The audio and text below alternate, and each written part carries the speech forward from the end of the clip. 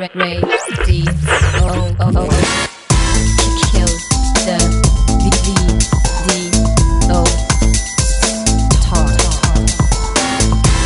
안녕하세요. 라디오 킬러 비디오 스타 허지웅입니다. 안녕하세요. 김현진입니다.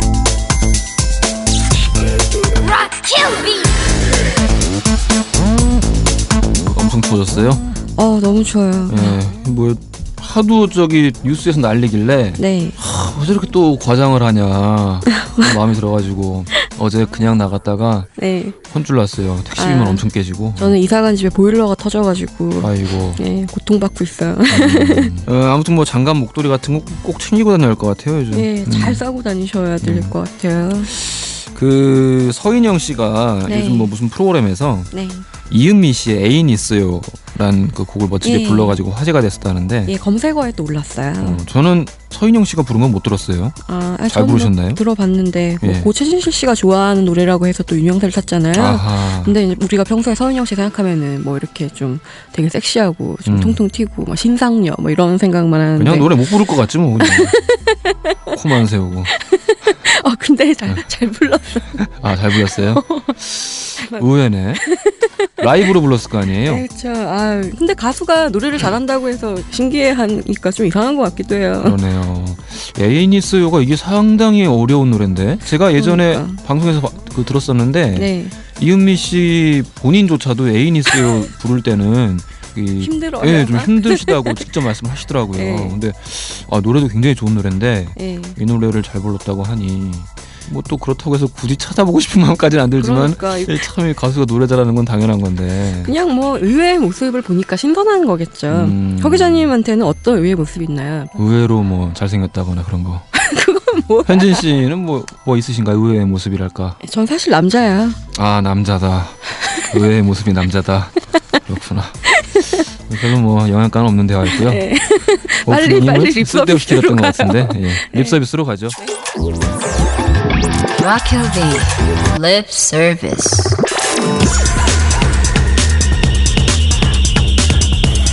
제정신이 아닌 사람들이 많아요.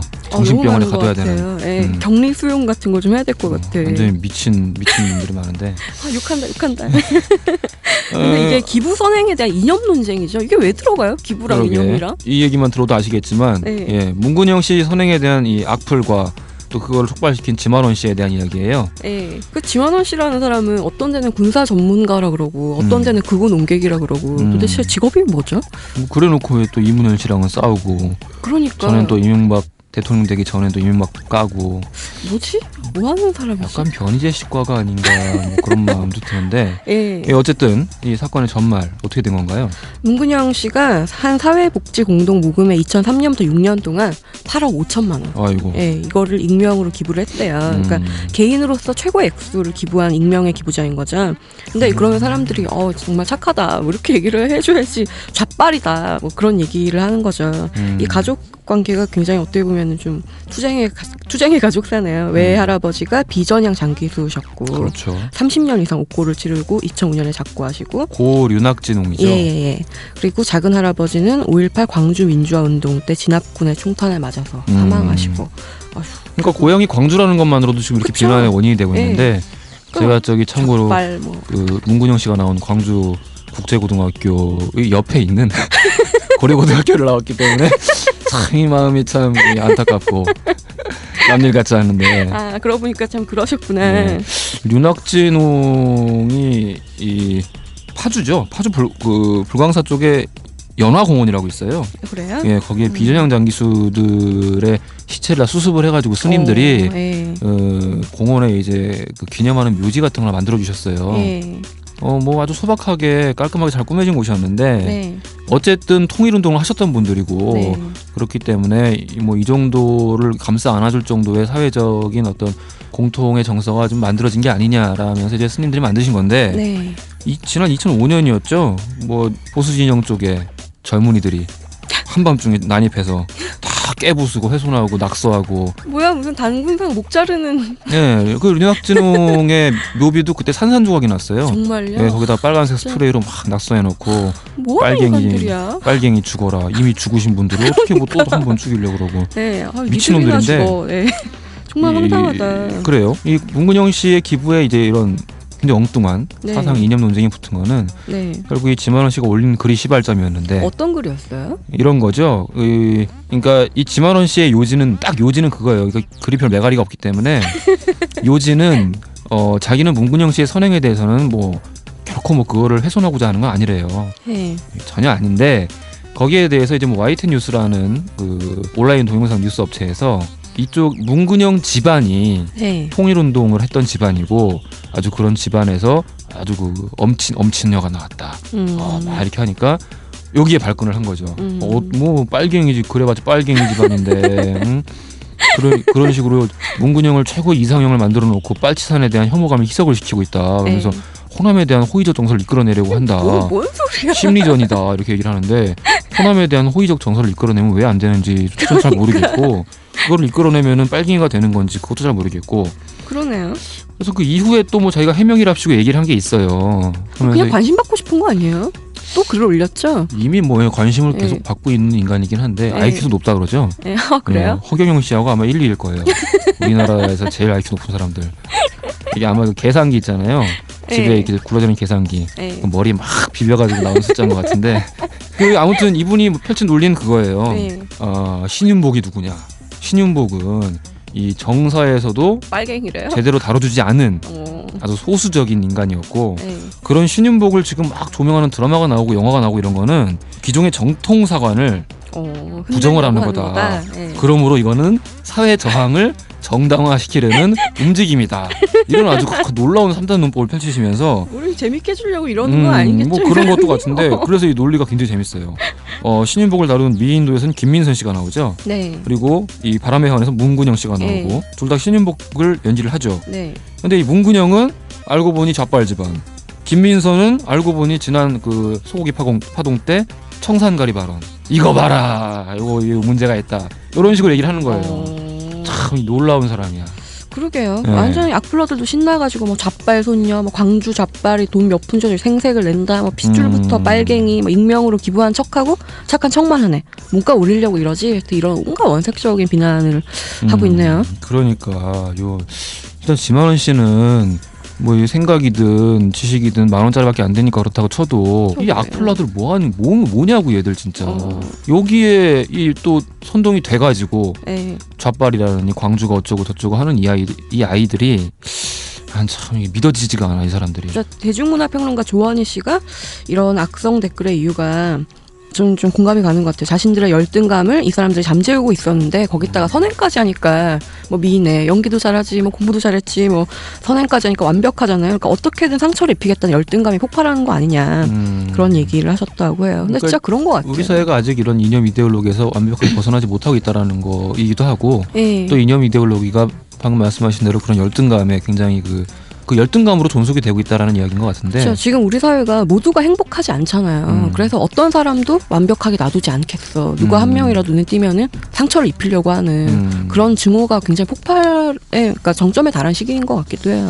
그 좌빨 집안에서 톱스타가 나오고 남몰래 기부를 하는 게 이렇게 배가 아프고 열등감이 자극이 되면은 그러면 뭐 그 자기네들 집안에서 좀 그런 그 톱스타를 배출을 해가지고 기사를 좀 자기들이 써가지고 그러니까. 어디 오마이뉴스에 올리든가. 나 훌륭한 우파 할아버지 때문에 지금까지 기부를 했다 이런 그러니까. 사람이 나오든가. 아무튼 뭐 별로 거론할 가치가 없는 뉴스였는데 어쨌든 문제가 되고 있었으니까 뭐 얘기를 해봤습니다. 뭐 지만원 씨 같은 경우는 그냥 우리 사뿐히 뭐 지뢰밟고. 다음 이야기는요. 배우들이 침체된 국내 영화계를 위해서 출연료를 자진 삭감을 하거나 아예 개런티를 영화에 투자를 하는 그런 모습들을 보이는 게 종종 사례들이 나오고 있어가지고요. 뭐 그 중에서도 일단 영화는 영화다가 상당히 뭐 저예산 영화로서 뿐만 아니라 일반 상업 영화로서 상당히 그 큰 뭐랄까요 시장에서 호응을 얻었었는데 두 주연 배우죠. 소지섭 씨, 강지한 씨가 개런티를 투자로 돌려가지고 그러니까 영화 제작에 투자를 한 거죠. 예. 근데 이제 뭐 그런 식으로 얘기가 나오고 있긴 한데 실질적으로는 그 개런티를 받긴 했어요. 근데 상당히 적은 개런티라고 할 수 없을 정도로 상당히 적은 돈을 받았고요. 또 마찬가지로 그냥 명목상 또 투자를 하기도 했고 적은 액수의 투자였는데 어쨌든 이런 식의 노력들이 뭐 거론이 될 만한 가치는 있는 것 같아요. 저 문소리 씨는 임순례 감독의 차기작 나라라 펭귄에 완전히 무보수 출연을 결정을 했다고. 그래요. 야, 대단한데요. 예, 김래원 씨도 인사동 스캔들에 출연을 할 예정인데 영화 완성도를 위해서 자기 출연료를 자진 삭감을 했고. 네, 봉태규 씨도 새 영화 돌플레이어 출연료를 50% 이상 삭감해서 1억 원만 받겠다. 1억 원만. 드라마 쪽도 뭐 얘기를 하고 넘어갈 것 같은데. 예. 려원 씨죠. 네. SBS 드라마 왕녀 자명고에 출연을 결정을 하면서 네. 소속사에다가 뭐 출연료 경쟁 자제를 좀 부탁을 했대요. 출연료를 전작 순으로 동결을 하겠다고 했고. 네. 뭐 전체적으로 톱스타 몸값의 절반 정도 수준이라고 이야기가 되고 있는데요. 네. 이 그사세의 송혜교 씨가 지금 최소 1,500만 원 가량. 네. 또 에덴의 동쪽의 송승헌 씨는 최소 4천만 원 이상으로 알려져 있고. 베토벤 바이러스의 김명민 씨는 1천만 원대래요. 어쨌든 뭐 네. 50부작이죠. 이게 왕녀 자명고가. 네. 요거를 통해서 려원 씨가 받는 금액은 총 10억 원 가량이 될 예정이고요. 드라마 얘기를 했으니까 또 예능 쪽 얘기를 안 할 수가 없는데 예능이 또 굉장히 많이 들어가죠. 몸값들이. 네, 이건 그냥 일능해놨겠다. 유재석 해피투게더 회당 900만 원, 강호동 1박 2일 회당 850만 원, 신동엽 탁재훈 회당 850만 원, 신정아 상상 플러스 회당 650만 원. 숨차. 자. 그래서 이제 맞죠. 입만 아프고. 입 아프다 진짜. 네. 시장주의 사회에서 네. 이 배우들이 정당한 몫을 받는 거에 대해서 네. 배우 또는 뭐 예능인들이 정당한 몫을 받는 거에 대해서 우리가 뭐라고 할 이유가 없어요. 그리고 뭐 시장에 의해서 형성된 가격이기 때문에 그쵸? 그것이 비싸다 말다 얘기할 필요도 없는 것인데 네. 일단 지금 제작비 자체 제작 여건이 굉장히 어려운 상황이고 쓸 수 있는 제작비가 굉장히 한정이 돼 있다는 거죠. 그쵸. 근데 그 안에서 개런티 때문에 이 만들어지는 컨텐츠의 질이 떨어진다면은 만드는 사람들과 또 거기에 참여하는 이 배우들을 스스로가 자제를 해야 되는 상황이 아닌가 그런 생각이 드네요. 그쵸. 동결하고 삭감을 해도 이렇게 억소리가 나네요. 네, 우리 회당 출연료 얼마지? 뭐 별로 창피하니까 얘기하지 말고요. 다음 소식은 뭡니까? 네. 예, MKMF예요. 이제 연말 가요 시상식이 방송사들에 거의 다 없어지고 나서 이런 대형 가요 축제의 형태가 MKMF밖에 안 남았잖아요. MKMF가 뭐죠, 근데? MKMF가 엠넷 KM 뮤직 페스티벌의 약자인 거죠. 예. 근데 여기서 빅뱅의 탑하고 이효리 씨가 깜짝 키스를 한 게 완전 화제에다가 저도 요 뉴스는 봤습니다. 키스하는 모습. 그리고 B 씨의 상의 탈의 완전 노출. 그런 게 있었구나. 네, 브라운 아이드 걸스의 선정적인 무대 등등이 논란. 이거 찾아봐야겠는데. 선정적이었다. 쇠사슬 나와 쇠사슬. 쇠사슬. 쇠사슬은 좀 아플 것 같고요. 채찍으로 바꿔주셨으면. 이 친미안이 없나 보다 기획자들한테. 채찍 매니아 같으니. 쇠사슬. 어쨌든 기대와 우려 속에서 막을 열었고 또 수많은 논란을 낳았어요. 근데 한중일 3국에 동시 생방송이 됐대요. 근데 7억 명 이상이 본다는 거거든요. 그러면 근데 매 무대가 왜 이렇게 선정적이냐 이런 게 아무래도 좀 그런 건데 탑하고 이효리 씨의 키스 씬은 좀 과도한 설정이었다. 그러니까 연인 사이로 설정이 된 거거든요. 근데 권지용 씨하고는 이마에, 탑하고는 입맞춤을. 야, 이효리 씨 이날 개 탔네 완전. 아무튼 로맨틱한 무대를 위해서 사전에 제작 PD가 지시를 했다는데 아무래도 주시청층이 10대잖아요. 그렇죠. 그러니까 이제 좀 아무래도 선정적일 수도 있는 거고 그것보다 이 공연 이후에 전부 다 이효리 씨를 욕하게 되는 거죠. 키스는 똑같이 했는데 왜 이효리한테는 뭐라고 해? 똑같은 주둥인데 내가 하고 싶은데 저 XX가 했잖아 이러는 거 아니겠어요? 무슨 뭐 탑 주둥이는 금 주둥이고 이효리 주둥이는 철 주둥인가? 그런 게 어디 있어? 자 이제 선정성에 대한 논란인 건데. 근데 부럽다. 네. 선정적이라는 거는 저는 그렇게 생각해요. 결국 대중이 만들어가는 거라고 숨겨진 욕망이 만들어내는 거라고 생각을 하고요. 그렇죠. 이 기획을 하는 사람들이 바보가 아니기 때문에 대중들이 수용할 수 없는 그 역치를 벗어나는 설정은 결코 실험하지 않아요. 이들은 이렇게 돈이 많이 들어가는 무대일수록. 네. 또 이렇게 하고 나니까 논란이 되잖아요. 그렇죠. 논란이 된다는 건 이들이 그쵸. 장사를 제대로 했다는 거죠. 거예요. 네. 어쨌든 지금 뭐 여기에 따른 논란은 선정성 논란이라기보다는 제가 보기에는 그냥 뭐 팬덤 세력끼리의 뭐 싸움이 아닐까라는 생각이 들고요. 또 빅뱅의 여자 팬들이 얼마나 화가 나려나? 우리 탑 주둥이 금주둥이라면서. 이효리 주둥이는. 이효리의 입술은? 이효리의 인권은 아무도 지금 돌아보지 않는 상황이구나. 이효리 지몸인데요. 어쩌다 그러게요. 이렇게 됐을까요? 이게 가수들의 무대인데 네. 실질적으로 노래를 얼마나 잘했느냐가 주목을 받는 게 아니라 이런 선정성 위주로 간다는 거는 문제긴 확실히 해요. 그렇죠. 볼 게 없어. 방송사 잔치도 아니고 무슨 기획사들 회식 같은 느낌이 들 때도 있어요. 돌잔치 같죠? 네. 예. 봄, 여름, 가을, 겨울 같은 경우는 공연이 아예 없이 이 시상자로만 나와가지고 아쉬움을 남겼죠. 데뷔 20주년씩이나 됐는데도 왜 할까요? 하려면 좀 잘하든지. 글쎄요. 그냥 뭐 키스쇼, 뭐 선동쇼 뭐 이런 식으로 해가지고 이렇게 뭐 찐한 장면 연출하면서 그런 거 하면은 좀 컨셉이 맞지 않을까요?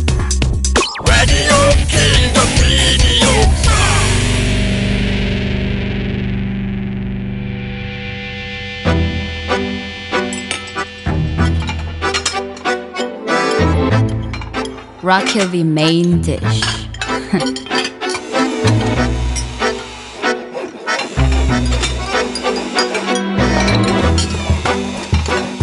자, 오늘 메인 아이템으로 다룰 그 주제는요, 대왕세종이에요.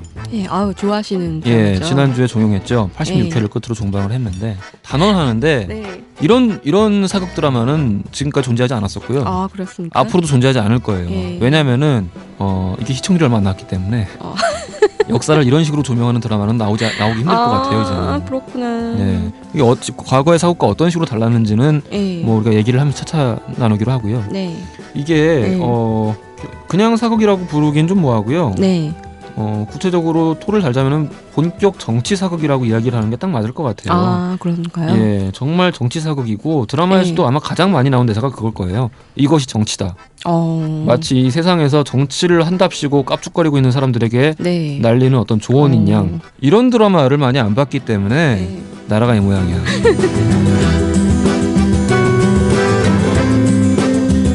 저는 기존의 사극들을 보고 있으면은 네.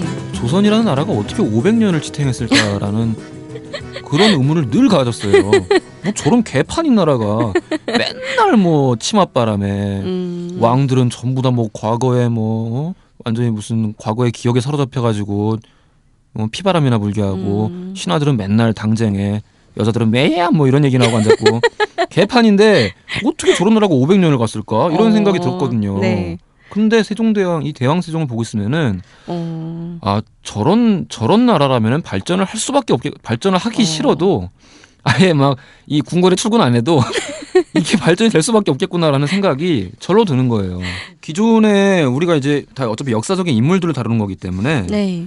다른 사극에서 등장을 했던 혹은 네. 우리가 읽었던 역사서 속에서 읽었던 이름들이 종종 등장을 하는데 제 해석이 참 특이해요. 네. 그러니까 뭐 최만리 이런 사람들 생각해 보면은 사실 이 세종에 대항했던 인물들. 네. 사실 또 황희마저도 세종파가 아니었어요. 세자 시절에는 정적이었다고 그렇죠. 하던데. 양녕대군 파였죠. 예. 근데 이 모든 사람들을 세종이 어떻게 자기 편으로 끌어들이는가. 세종을 절대로 자기 정적을 죽이지 않았어요. 단 한 번도. 죽이지 않고 끝까지 믿음을 보여주면서 자기 편으로 가져왔죠. 예. 그래서 정말 적일수록 자기 가까이 둬야 한다라는 게 어떤 것인지 드라마로서 보여줬던 것이고 우리가 이제 앞으로 여러 가지 특징들을 정리를 하겠지만 네. 특징이 앞서가지고 특히 이 드라마가 아주 생생하게 초반부에 다뤘던 재해석했던 인물이 태종이에요. 태종. 아, 그렇습니까? 그렇죠. 어떻게요? 우리가 기억하는 태종은 누굽니까? 유동근이죠. 유동근. 아, 그런가요? 유동근의 태종이 너무 강했죠. 예. 예, 정말 이 마징가 제트 같은. 막 찔러도 칼도 막 튕겨져 나올 것 같고. 그래요. 피도 안 날 것 같은. 막 아이언맨 같았어. 예. 근데 이 대왕세종에 나오는 이 태종은 정말 그 뒷모습이 기억이 많이 나는 임금이었어요. 굉장히 그 외로움이 있다는 거를 드라마 속에서 내내 강조를 했고 굉장히 세종과는 안 좋았죠. 애초부터 세종을 왕으로 만들 생각도 없었고. 그렇군요. 그리고 그 시몬이죠. 세종의 그 스승에게 세종을 양녕대군을 맡길 때도 뭐 아주 잘 가르쳐라 이런 말도 안 했어요. 심지어 백치만 면하게 하라. 뭐 왕이 될 제목으로 길러달라 이런 것도 아니었어요. 그렇죠. 예. 그냥 자기 평범한 민가 자식도 그렇게는 안 하겠다. 정말 그 자기 자신이 두 번의 왕제 난을 거치면서 예. 이 형제들이 제각기 왕에 대한 욕망을 품게 되면은 저 왕에 대한 욕망을 품게 되면은 피가 나온다. 아, 그런 위험성을 누구보다 잘 알고 누구보다 있었으니까. 잘 아는 거죠. 예. 그래서 그렇게 반대를 했었고 심지어 이 양녕을 세종으로 즉위를 하고 나서도 네. 이 드라마 속에서 또 아주 중요하게 나오는 게 권력 구도가 두 갈래로 가는 거예요. 그래가지고 여러 가지 문제점들이 많이 발생이 되는데 네. 저는 참 이 드라마에서 굉장히 기억에 남는 장면이 그 태종의 마지막이에요. 태종이 훗날 문종이죠. 예. 이제 그 아주 어린 세자를 데리고 네. 활쏘기 놀이를 하러 가요. 네. 워낙 이제 활쏘기 같은 걸 좋아하시던 분이니까 활쏘기를 한참 하다가 세자가 이렇게 물어봐요. 이 아바마마하고 할바마마처럼 네. 저도 이렇게 부엉하고 뜻이 달라지는 경우가 만약에 나중에 생기면은 그래서 싸우게 되면은 저는 어떻게 해야 합니까? 물어봐요.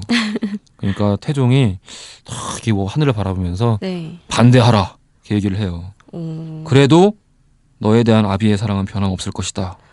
대사가 그렇게 얘기를 하고 조용히 죽거든요. 마치 그 대부에서 말론 브란도가 죽는 것처럼 조용히 죽는데 그 전까지 태종이 얼마나 악독하게 굴었었는지 세종한테 그러면서 계속 외로워하고 자기의 가신들이 하나둘씩 세종한테 떠나보낼 때마다 정말 피눈물을 흘리거든요. 아무도 없는 데서 혼자서. 그렇구나. 근데 그랬던 인물이 이렇게 그래도 너에 대한 아비의 사랑은 변함이 없을 것이다라고 얘기를 했을 때 정말 저는 펑펑 울었거든요. 대단했던 것 같아요. 많은 대사가 아니라 정말 짧게 하지만 강렬하게 잘 보여주네요. 뭐랄까 약간 소녀 태종? 그런 모습을 보여줬다는 게 네. 역시 김영철 씨가 연기를 참 잘해. 저희가 이제 그 기존의 사극과 다른 점들을 몇 가지 정리를 해봤는데 네. 첫 번째가 이제 소모적인 우리가 익숙하게 봐왔던 당파 싸움이 아니라 그쵸. 정말 국익을 위한 논리적인 정책 대결을 했다. 정책 대결. 네, 이게 되게 중요한 것 같아요. 지금까지 사극에서 존재하지 않았던 단어 같아요. 그렇죠. 정책 대결. 맨날 뭐 여자 문제 혹은 당파 싸움. 그러니까. 그런 거. 뭐 뇌물 주고 뭐 이런. 별로 뭐 이게 중요한 말 같지도 않은데 이제 뭐 피바람이 불겠구나 뭐 이런 것만 했었는데 이제는 매 사안 매 정책에 따른 대결을 한다라는 거죠. 어제의 적이 오늘의 동지가 되고 동지가 적이 되는데 사극은 좀 그렇잖아요. 운명적으로 쟤는 나쁘게 태어났고 쟤는 착하게 태어났다. 근데 그런 거 없이 모든 인물이 다 자기가 어떻게 고뇌해서 행동하고 그걸 또 실행에 옮기고 그러니까 정말 완벽한 악역이 없었다는 말씀이 딱 맞는 것 같아요. 보면은 사리사욕을 추구를 하는 인물들도 다 나오거든요. 그렇죠. 조말생 같은 경우는 끝까지 뇌물 처먹고 최말리도 마지막 가서는 그러고 근데 이제 중요한 거는 그들에 대해서 뭐 아주 옳다 그르다를 얘기를 하는 드라마가 아닌 거고 애초에 관심이 그쵸. 이 인물이 좋은 놈 나쁜 놈 이게 관심사가 아니기 때문에 가능한 거예요. 이들이 뇌물을 받아먹으면서도 정치적인 게임에서 어떻게 승리를 하고 패배를 하고 그걸 인정을 할 줄 아느냐에 대해서 보여주기 때문에 기존에 없었던 설명이 된다라는 거죠. 그런 합리가 생기기 시작하니까 정말 이 박진감 넘치고 이거 첫 회는 끝장났거든요. 정말 대단했어요. 심리 사극이라 그러면 박진감 왠지 없을 것 같고 사극이라 그러면 막 전쟁씬 나와야 될 것 같은데 그런 게 없는데도 박진감이 있다는 건 진짜 뛰어난 웰메이드 드라마라는 그렇죠. 뜻이겠죠. 전쟁 장면이 거의 없었죠. 중간에 시청률이 하도 안 나와가지고 어거지로 전쟁 장면을 좀 넣었는데 전쟁 장면 넣은 게 오히려 오게티라고 할 수 있을 정도로 그랬고 그래서 저는 대왕세종을 보고 있으면 자꾸 그 웨스트윙이 생각나요. 정말 한국의 웨스트윙이라는 말이 전혀 부끄럽지 않은 그런 드라마였던 것 같고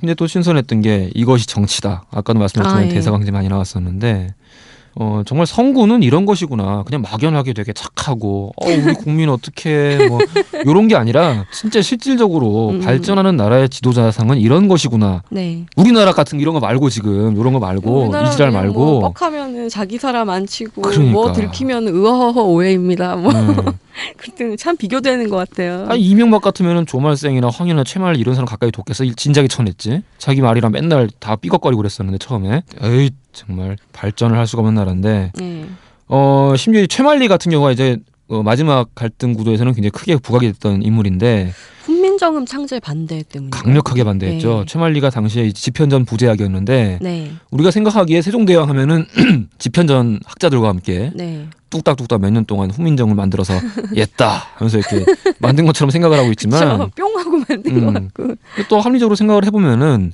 집현전이 어딥니까? 이 정말 공부하는 곳이잖아요.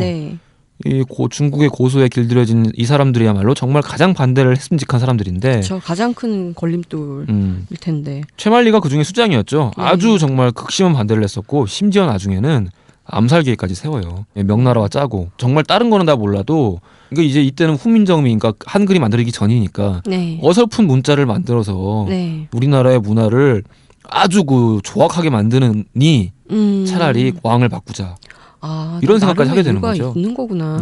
최말리는 진작부터 세종의 모든 정책에 거의 반대를 해왔던 인물이고 심지어 한번 내쳐질 뻔했었다가도 끝까지 세종이 사직서를 반려하고 세종이 계속 데려오고 왜 이렇게 데려왔을까? 천칸에 집을 지을 땅을 줬는데 이게 지금의 만리동이라죠. 그렇죠. 대단해. 그러니까 세종이 참 생각이 정말 깨인 사람인 게 네. 이런 적일수록 내 곁에 가까이 두고 나에 대한 비판을 들어야지만 네. 내가 한쪽 길로만 가지 않는다라는 걸 알고 있는 거죠. 부럽다. 그러면서도 결코 막 이렇게 막 부안해동하는 것도 아니면서 네. 끝까지 설득해낼 줄 아는 네. 이 힘 대단한 거죠. 이 작가는 이 최말리라는 사람을 통해서 진정한 보수주의자를 보여주고 싶었다라고 하시죠. 진정한 보수주의자. 네, 최말리가 올리는 항소를 보면 참 건방지지만 분명하고 논리적인 반대 이유가 있고 논쟁을 하는 거죠. 최말리가 마지막에 모든 그 계략을 취소를 하고 네. 세종을 찾아가거든요. 네. 근데 그때서야 알게 되죠. 이 세종대왕이 눈이 멀었다는 사실을 그때 알게 돼요. 눈이 먼 상태에서 한글을 만들었거든요. 네. 대단한 노력이었는데 어떻게 저런 집념을 가질 수 있을까 한 인간이 그렇죠. 백성을 위한다는 마음으로 그 집념에 진다 그 말이죠. 네. 그 헌신을 인정하면서 진다면서 쓸쓸하게 이제 돌아 나오면서 궁을 나서는 건데 네. 정말 아름다워 보였어요. 갑자기 우리 대본에 써 있는 이 한글도 왠지 좀 평소랑 달라 보이는 것 같고. 정말 그래요. 네. 이 마지막 회에서 아마 그 바로 전편이었던 것 같은데 후민정음을 반포를 하면서 한글이라는 이게 정말 얼마나 위대한 문자고 정말 쉽게 만들어진 문자가 아니고 얼마나 대단한가 이런 생각을 자꾸 하게 되면서 드라마를 봤었거든요. 네. 정말 놀라워요. 사실 현진 씨도 그렇고 저도 그렇고 글 써가지고 밥 벌어먹고 사는 사람들인데 네. 고마워야 하는 게 아닌가. 그렇죠. 저 한번 못해요. 고맙습니다. 그러니까 나도 한자 모른단 말이야. 진짜 거의 모르는데. 굶어 죽을 뻔했다. 참 대왕세종이 그러니까 성군이기 전에 진짜 멋있는 사람으로 보였던 게 이렇게 백성을 편드는 정말 아끼고 사랑하고 어여삐 여기는 그런 모습이 되게 잘 나왔던 것 같아요. 그러니까 생각의 차이인 것 같아요. 네. 명나라 왕하고도 계속 다퉜던 게 네. 그러니까 일종의 프레임의 차이라고 볼 수 있을 것 같은데 네. 명나라의 왕은 내가 곧 국가다라고 생각을 하는 것이고 태양왕이네요. 짐이 그렇죠. 곧 나라다. 세종은 생각이 다른 거죠. 나라는 이 국민이다. 그러니까 여기서는 백성이다. 네. 그러니까 백성의 안위를 아끼고 바라는 것이 당연한 군주로서 당연한 몫이다라고 생각을 하는 건데 그래서 굉장히 마지막 에피소드에서 좋은 장면이 있었죠. 네, 집현전 학자 정창손이 지금까지 백성들이 문자를 모르고 교육을 못 받아서 비루한 짓거리를 해온 게 아니다. 사람의 천품이란 교육으로 고쳐질 수 있는 것이 아닙니다. 정말 그렇게 얘기를 해요. 그러니까 세종이 어디서 감히 과인의 백성을 능멸하고 나와 이렇게 갑자기 백성의 천품이 교화될 수 없다면 니놈이 정치를 왜 하냐. 단지 백성 위에 군림하면서 권세를 누리기 위해서인가. 백성의 마음을 헤아릴 의지가 없는 자 또한 그들을 섬길 의지가 없는 자 모두 집현전을 떠나라.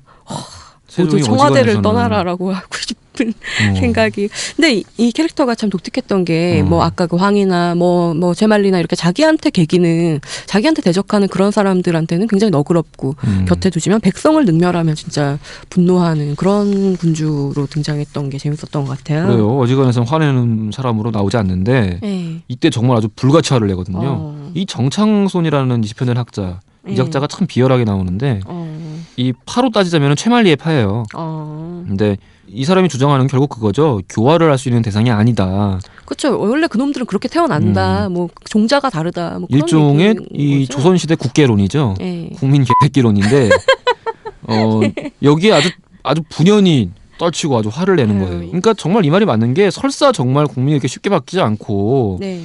늘 이 배운 사람들이 보기에 어리석은 행동을 하고 선택을 하더라도 그거를 지도자층들이 이런 식으로 국민을 바라본다라는 거는 있을 수 없는 일 아닙니까? 말도 안 되는 거죠. 그럴 거면 정치를 왜 합니까? 네, 참 왠지 이게 조선시대 일인지 오늘날의 일인지 막 자꾸 헷갈리는데. 그래서 정말 대왕세종이 빛나는 점인데 네. 대왕세종은 마치 웨스트윙이 네. 현대 드라마를 하면서 당시에 이제 클링턴 집권기 또 부시 집권기에 이렇게 쭉 방영을 하면서 현실과 접목되는 그런 사안들 많이 다뤘었어요. 네. 9.11과 비견되는 장면도 많이 나왔었고 실제 부시 행정부가 들어설 때 바틀렛 정권이죠. 그러니까 이 웨스트윙에서 나오는 이들은 이제 재선에 성공을 하게 되면서 따로 이 미국에는 두 개의 정부가 있다. 부시의 정부와 바틀렛의 정부 이 두 가지 정부가 따로 존재한다라는 말도 있었는데 이런 식으로 드라마와 현실이 상호작용을 하는데 대왕세종도 심지어 사극인데도 불구하고 왜 저때 있죠? 독도 문제 한참 나왔을 때 네. 그때는 드라마에서 대마도 정벌 이야기가 나왔어요. 그래서 태종이 네. 어디 감히 일본이 우리한테 기어오르냐 이런 식으로 막 시원한 대사를 날리면서 네.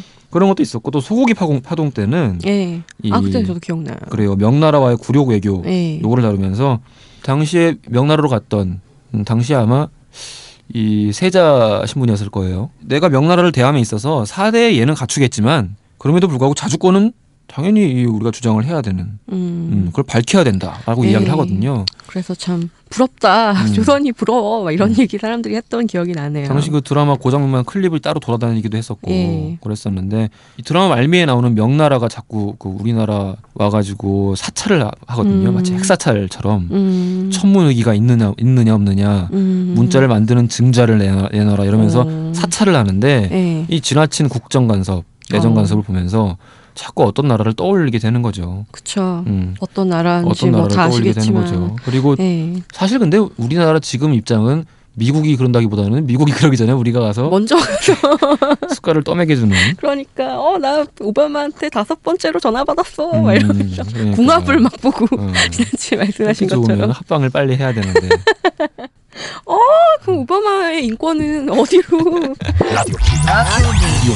신분제 사회였는데 노비랑 겸상을 했다고 하죠. 그렇죠. 그리고 관직까지 내주고 그 노비가 바로 저거죠. 그 장영실. 저거란다. 장영실이 참 이 대왕세종에서 굉장히 중요한 캐릭터죠. 세종대왕의 업적을 장영실과 따로 떼놓고 다루기도 굉장히 어려운 것 같고 장영실에 대해서는 정사에서 뭐 몇 번 언급이 되긴 하는데 기본적으로 노비의 신분이었기 때문에 이 곤장을 맞고 나서 파직이 되고 난 이후의 역사는 기록이 돼 있지 않아요. 그냥 곤장 80대를 맞고 파직당했다. 이게 달랑 그렇게만 나와 있죠. 그러니까 원래 100대였는데 왕이 20대를 면해줘가지고 80대를 맞고 좀 뭐 이렇게 뭐 파직당했다. 그로 끝나요. 근데 여기서는 우리가 이제 합리적으로 정말 그냥 딱 생각을 해봤을 때 정사에 기록된 내용만 두고 보더라도 세종이 장영실을 얼마나 아꼈으며 장영실이 얼마나 천재였는지에 대해서 정사에 기록된 것만 봐도 너무나 확연히 드러나는데 그 위대한 기술자 장영실이 마차를 잘못 만들었다는 건 가마를 잘못 만들었다는 건 말이 안 되고 그거를 또 그렇게 뭐 곤장을 막 무지막지하게 때려가지고 그냥 파직해오고 뭐 죽였다 뭐 이런 식으로 다루는 것도 말이 안 되는 거거든요. 그거를 더 드라마틱하게 재해석을 해낸 거죠. 이 그렇죠. 거기서 계속 장영실이 살아남아서 연구를 했던 걸로 나오는데 재미있는 일이 있었어요. 얼마 전에 이 장영실에 대한 책을 쓰셨던 분이 있거든요. 장영실은 하늘을 보았다. 김종록 작가인데 표절 시비를 거론을 했어요. 그러니까 내 책을 보고 표절을 한 것이다.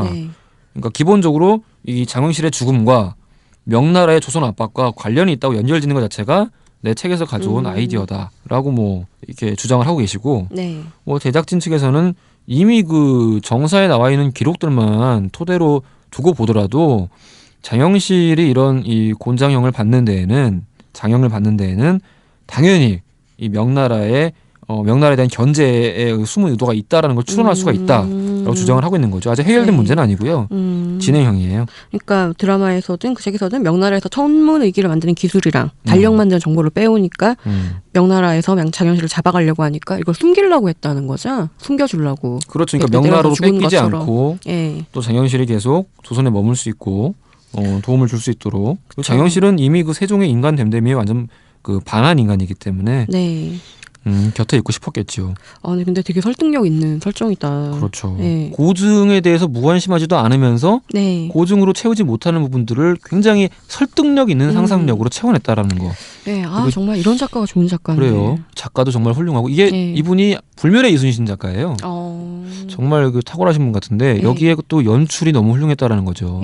이런 이 정치적인 대화들 이것만으로도 그러니까 그걸로 박진감이 생기다니. 스펙타클을 만들어내는. 말이랑 창 이런 거 안 나오는데. 정말 그런 기존의 사극에서 볼 수 있는 웅장한 전쟁신들 대신에 감성을 자극하는 영상과 스토리가 있었다는 거죠. 감성 사극. 정말 그래서 여기 사극을 보고 있으면은 언뜻 눈치를 채게 되는데 지금 사극에서 우리가 익숙한 노래가 나오는 게 아니라 그 현대가요가 나오고 있어요. 맞아요. 그래서 뭐 K의 음악이 나오기도 하고 포지션의 음악이 나오기도 하고 참 그 가요인데도 불구하고 장면하고 너무 어울리는 거죠.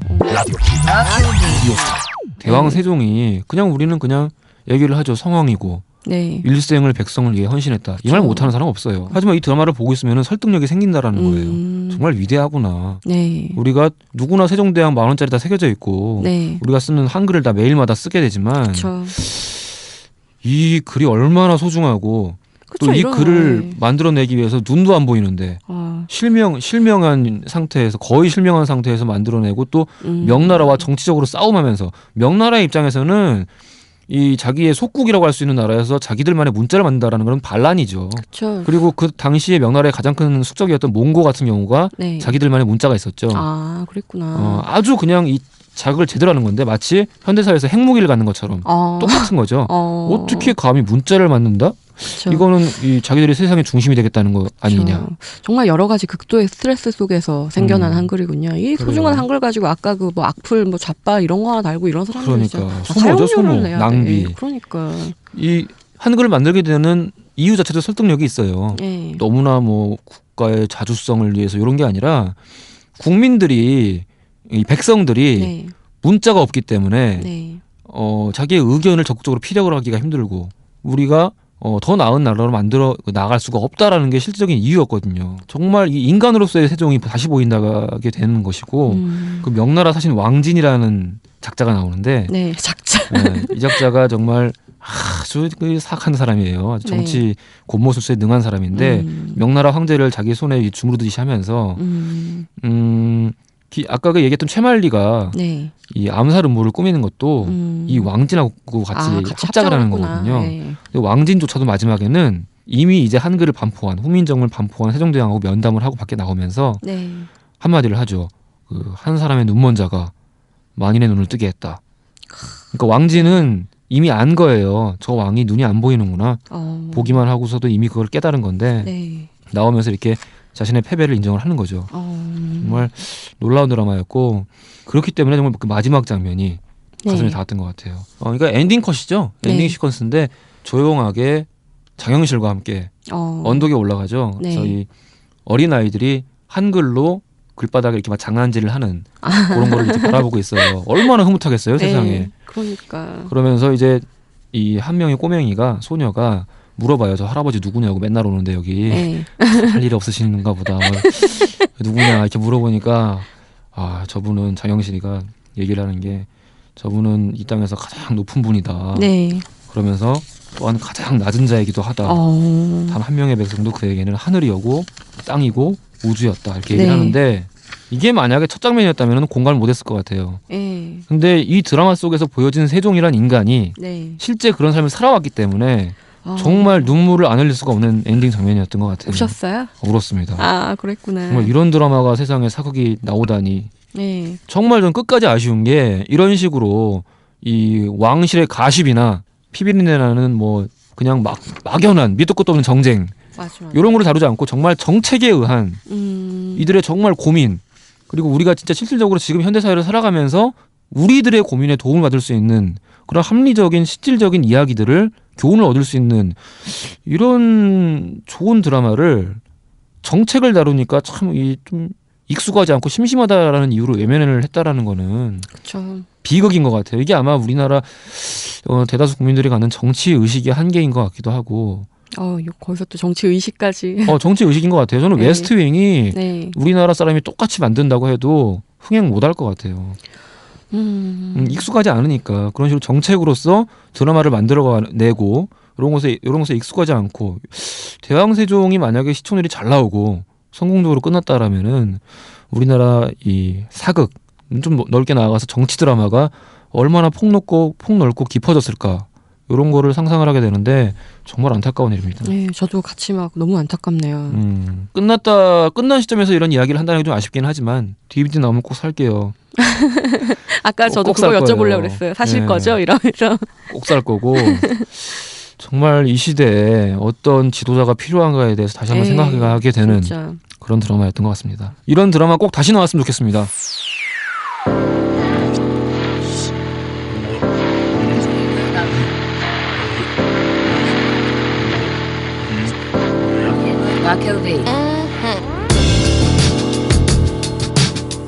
락킬비 오늘도 마칠 시간이네요. 그러네요. 정말 세종대왕이 만든 귀한 한글로 앞으로도 좋은 글을 쓰도록 합시다라는 다짐을 하게 되는 때네요. 근데 그런 좋고 그런 소중한 글로 네. 참 그 뻘짓을 하는 사람들이 지금 청와대에 가득 들어차 있고 지금 여당이란 작자들이 그러고 있는데 네.